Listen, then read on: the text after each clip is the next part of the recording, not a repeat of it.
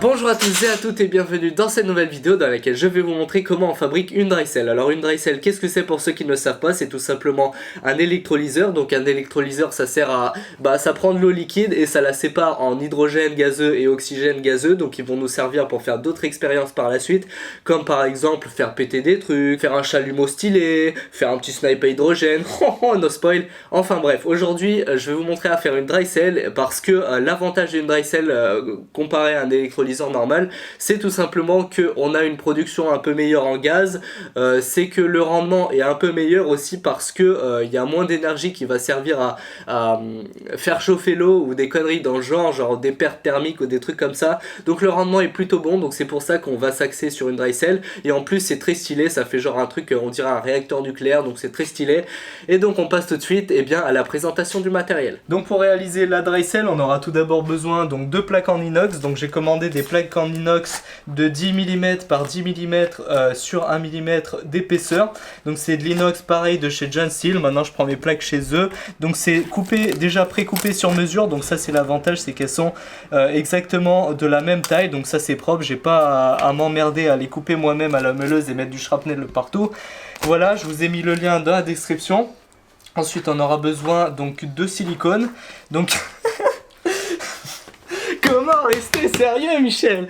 On aura besoin de silicone, étant donné que le silicone est seulement épais d'1 mm et on veut mettre à peu près 2 mm pour séparer chaque cellule. On va mettre 2 couches de silicone, donc ça va servir à faire les joints tout simplement. Donc j'ai commandé ça sur Amazon et je vous mets les liens dans la description. Ensuite des plaques, j'ai pris des plaques de 1 cm d'épaisseur de polycarbonate parce que ça a un peu moins tendance à fissurer lorsqu'on applique des gros efforts de serrage sur une petite zone. Ça a moins tendance à créer des fissures qui va splitter ma plaque en deux. Donc vous pouvez prendre du plexiglas, mais dans ce cas là, étant donné qu'il va falloir bien serrer pour l'étanchéité, eh bien prenez, je vous conseille même de prendre plus épais. Pareil, je vous ai mis le lien du site dans la description. Par contre les frais de port, il faut savoir, c'est à peu près 20 balles, donc c'est un truc de malade. Les plaques c'est à peu près 5 € et les frais de port c'est 20, donc c'est un peu la tristesse. Ensuite on va avoir besoin donc de tiges filetées. Moi j'ai pris de la tige filetée de 4 mm parce que mes plaques sont assez fines, donc j'ai pas envie de gâcher de la surface à mettre des énormes trous. Donc voilà, j'ai pris des tiges filetées de 4 mm d'épaisseur, donc ça va servir à faire le serrage de l'ensemble, et un petit tuyau qui va servir à isoler parce que tout simplement cet axe va traverser l'ensemble des plaques. Donc si ça touche les plaques, toutes les plaques ensemble, ça va faire un joli court-circuit, donc on va éviter ça avec du caoutchouc. Et ensuite évidemment des écrous, des lipos. Donc nous on va faire une dry cell, je pense.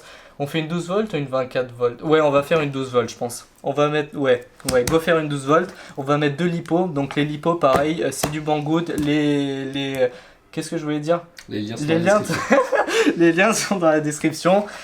Du câble, donc voilà, peut-être celui-là, peut-être un autre, on verra. Et de l'eau au cas où on se déshydrate. Juste avant de commencer, je vais vous faire un petit peu de théorie, histoire que vous compreniez ce qui va se passer, afin de ne pas faire les erreurs de Kikou que j'ai fait quand j'étais un Kikou. À l'époque, je pensais que si on prend un bac, on met de l'eau avec du sel, on met 2 électrodes en inox pour pas que ça s'oxyde, pour pas qu'on fasse de la galvanisation.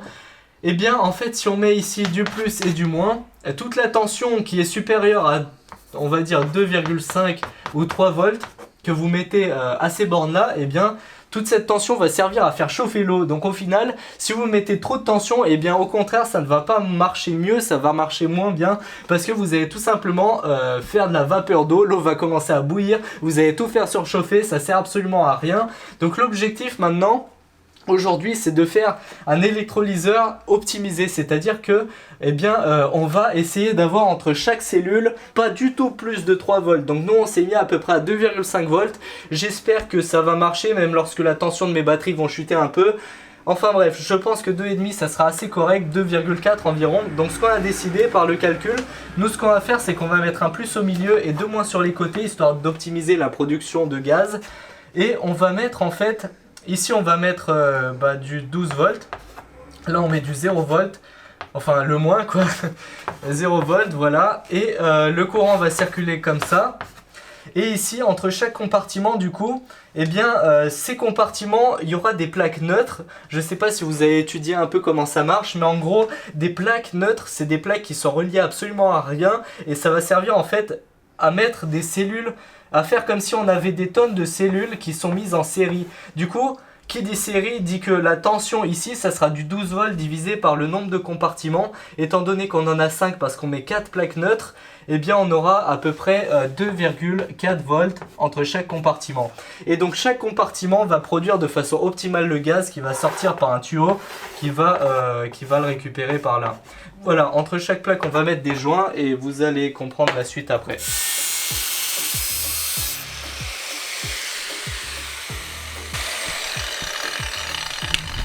Oh fuck, j'étais raté. Les EPI. J'avais pas mes lunettes.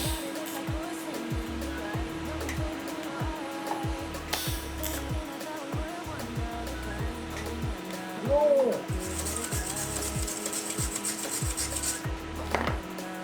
Haters gonna hate.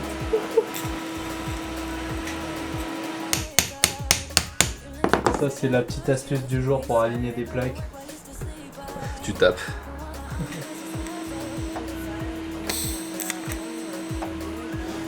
Ce genre de petit warp.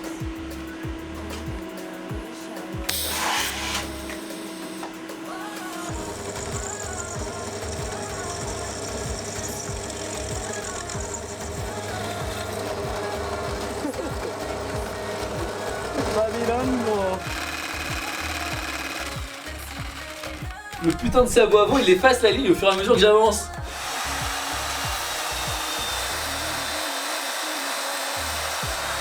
La définition même de la déception. Un gros marteau, un gros marteau, un gros marteau, un gros marteau. Bah non. Non. Regarde la tête du truc. On appelle ça en Roumanie un marteau de dentiste. Tiens, ça c'est un gros marteau. Yes. Si vous vous demandez pourquoi j'ai pas acheté du plexiglas, voilà pourquoi du polycarbonate, mais des impacts. T'en Mais as un des autre coup. putains d'impacts. Voilà. Tu vois, le plexiglas, bah il se serait écarté comme la mer après Moïse. Alors que ça, tu vois, bah c'est par balle. Comme des plaques après que tu les aies percées. Hein? Comme Oui. des plaques après que tu les aies percées. D'ailleurs, viens, on les perce aussi. Oui, donc on a fini de percer ça.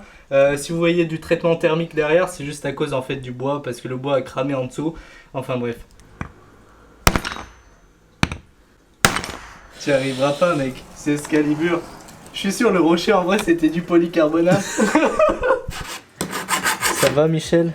T'as pas mis trop d'huile? Allez, tiens, Il y en a pas ici. Mais vas-y, mais posez devant moi, posez pas sur moi, enfoiré. Oh. La petite marre. Au moins ça glissera bien. C'est ça, au moins l'eau elle accrochera pas. Ouch. Ah, je frappe dans le doigt. Oula, oulala. Je frappe dans le doigt.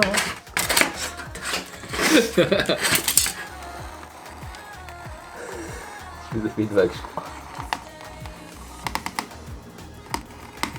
Bientôt je vais te faire un doigt en moins.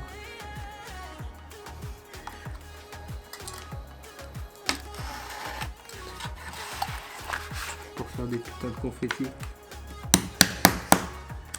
Des silly confettis. C'est parce qu'en fait avec maman, je sais qu'on va absolument rien là, Attends, je ravale. là. Donc là ce qu'on fait c'est qu'on a découpé des plaques de silicone, donc de la même taille. De la même taille que nos plaques en inox. Et donc ce qu'on fait maintenant c'est qu'on prend un emporte-pièce. Et donc ça nous sert à percer les trous, parce que percer du silicone avec un forêt c'est un truc à ne pas faire. Donc pour ça vous prenez un tuyau du bon diamètre, vous le limez au bout pour lui faire une espèce de truc pointu, et vous martelez dessus et ça vous fait un emporte-pièce tout simplement. Et ensuite on découpe au ciseau l'intérieur et comme ça on a des magnifiques joints en silicone. Ça permet de faire des trucs hétérogènes. Oh, c'est bon silicone. T'es sûr qu'on en a assez? Ah, on en a 20.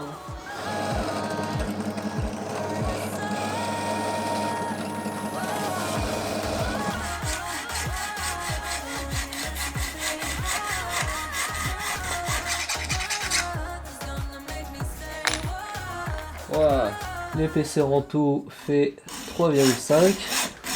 Donc on va prendre ce petit tuyau et le couper des morceaux de 3,5 histoire d'isoler toute cette partie. Ce genre de bonne vaseline, c'est pas avec ça que tu ramotes des go. L'utilité est très limitée. Tiens, regarde, ça passe tout seul aussi sans.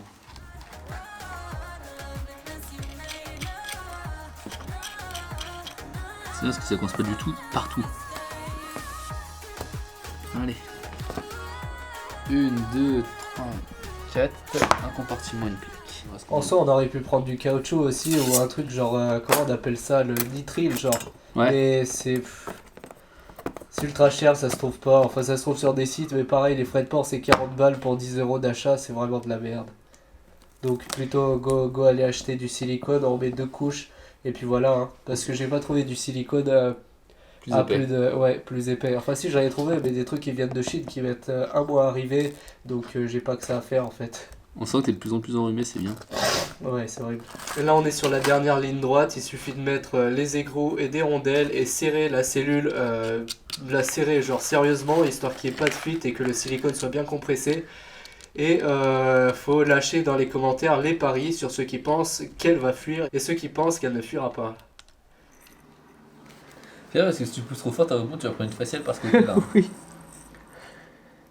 Putain, ça contient quand même. Hein. Ah, Stop. ça squirte. T'as combien là? Qui avait parié que ça allait fuir, qui avait parié que ça fuira pas, bah ça fuit pas. Un peu humide quand même, ça c'est silicone. Finalement, je vais mettre du bicarbonate de sodium parce que c'est moins risqué. Pour un premier test, j'ai pas envie de se retrouver avec de la soude qui coule de partout. Donc ça, on verra quand le test sera concluant. En soi, le bicarbonate aussi, ça fait le taf. Normalement, qu'est-ce que tu fous, mec? Mesure la résistance. T'es sérieux? Bah c'est élevé hein. Combien? 0. Je sais pas combien de mesure mais c'est beaucoup encore. Et dernière chose, avant de faire de la merde, tester la résistance des cellules parce que c'est un court-circuit. C'est maintenant qu'il faut qu'on le sache. 1. C'est bon signe. C'est plutôt bon signe. T'es à 84 kg. Et pour ma solution, on est à 100. Mais qu'est-ce qu'il me fout? Non, mais ça dépend de la surface aussi, non? Ouais, puis elle est pas homogène surtout, je pense. Ta Ouais, solution. grave. Bon, ça fait 100 kilos. C'est beaucoup. Je devrais remettre un peu de. Non? Ouais, tu prends. Remplissage, Michel. Oh, yeah. On est sur une soirée complète en gros. Petit montage propre, petit tuyau au buller, petit tuyau d'entrée bouché avec du scotch, parfait pour une étanchéité optimale. 2 petits trucs de poste à souder qui se touchent presque, 1 mm d'écart entre. Ici, petite pince, comment on appelle ça déjà, les Pince trucs intermétrique. Et donc, maintenant, bah, plus qu'à bord. C'est bon. Et maintenant, nouveau vote dans les commentaires. Qui a confiance? Un petit coup de mig. C'est big. C'est chaud. Vas-y. Vas-y, ça va rien faire. J'ai gagné. Alors, attends. Ah. Si, c'est éteint. Oh shit. T'as 7 ampères. Mais mec, j'ai même pas mis. Mais j'ai mis le tout au minimum. Bah 7 ampères c'est rien. Ça va être C'est à ça. combien en tension là? Je sais pas, c'est. Mets-toi au minimum. Je suis à 12. Mets-toi au minimum.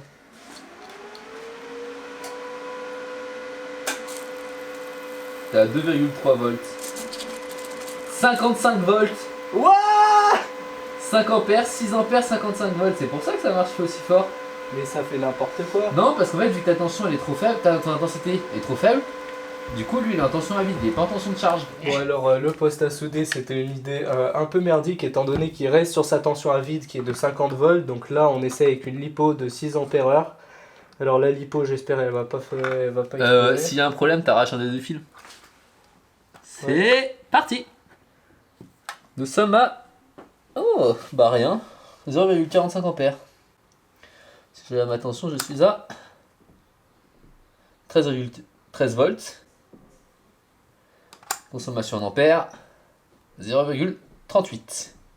Ah, Ta résistance est trop faible pour ta tension. Donc là, je peux mesurer l'intensité. On va mettre le premier câble. Wouhou. Ensuite, on va se mettre le deuxième câble. et là. Boum. Waouh! Waouh! Là, on a 6 ampères. Ça encore tout. Ça fume. Ça fume. Pourquoi ça fume? Ah voilà, là, l'eau, elle s'est bien sublimée. Ah bah là, gros. Voilà pourquoi j'ai pas mis de la soude. Alors comme vous avez pu le voir, c'est un peu parti sur un échec, enfin c'est pas un échec total, vous avez vu que la cellule marche, elle est absolument étanche et elle a une très bonne production de gaz, mais il reste encore quelques soucis parce que vous avez vu qu'elle se vide en 2 secondes parce que les bulles quand elles sortent, elles projettent tout le liquide qui se trouve dans les cellules et donc il y a quelques petits soucis du genre peut-être ce qu'on fera c'est qu'on va rajouter des couches de silicone entre les plaquettes histoire d'avoir un peu plus d'écartement entre chaque cellule parce que là on a 1,5 mm d'écart entre chaque plaque, ce qui est vraiment assez peu étant donné que la pellicule d'eau elle est vraiment très fine et du coup quand il y a une bulle qui se forme et ben quand elle monte, quand elle remonte elle recrache toute l'eau avec la bulle donc éventuellement augmenter la taille des compartiments et deuxième souci que j'ai pas vu venir c'est que eh bien c'est la quantité de sel au sens général qu'on va mettre dans l'eau pour la rendre conductrice parce qu'on connaît la surface de nos plaques, on connaît l'écartement entre les plaques mais maintenant il faut qu'on ait une résistance donnée qui impose une certaine intensité je pense, après je connais rien en élec, peut-être je dis de la merde, mais en gros cette quantité de sel va pas devoir être mise au pif parce que vous avez vu que il y a des fois avec 12 volts ça démarre pas la réaction parce que la résistance est trop élevée.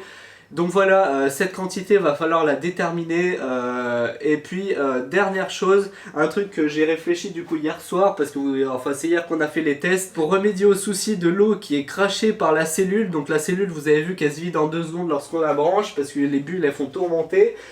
Donc ça j'ai réfléchi hier soir à une solution, donc ça c'est pas très compliqué. Ce qu'on va faire c'est qu'on va pencher la cellule, donc là on a notre cellule, on a nos tuyaux d'entrée et notre tuyau de sortie, donc cette fois on les met pas à l'horizontale, on va les mettre à la verticale et ce qu'on va faire c'est qu'on va prendre c'est qu'on va prendre un réservoir avec un niveau genre je sais pas, un niveau assez élevé en eau. Ici, ce tuyau, on va le mettre ici.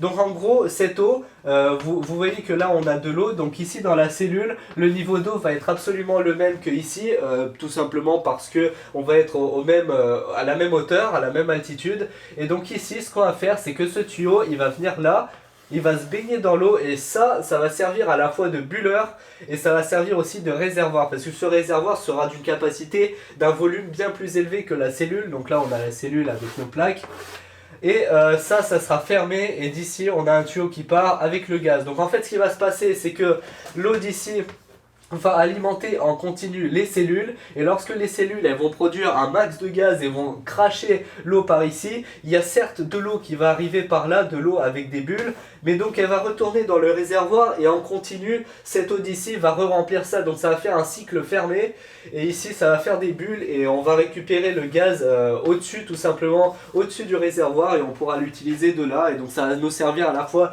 de réservoir et de bulleur. Donc voilà la solution que j'ai prévu pour pour remédier au problème. Et voilà, étant donné que j'ai 360 noscopes de fièvre, je vais absolument m'arrêter là, je vais pas continuer la vidéo. En temps normal, j'aurais remédié le problème et je vous aurais fait un vrai test sérieux. Mais là, franchement, je suis pas d'humeur et j'ai la rentrée dans 2 jours, c'est une catastrophe. Donc on va arrêter la vidéo ici malheureusement et on finira cette dry cell dans une prochaine vidéo. Il n'y a pas à dire, la dry cell fonctionne, elle va produire du gaz à la hauteur de mes espérances. C'est juste que pour faire une électrolyse c'est pas si simple. Quand on a 2 plaques et on les alimente c'est assez simple, ça fait des bulles, c'est rigolo.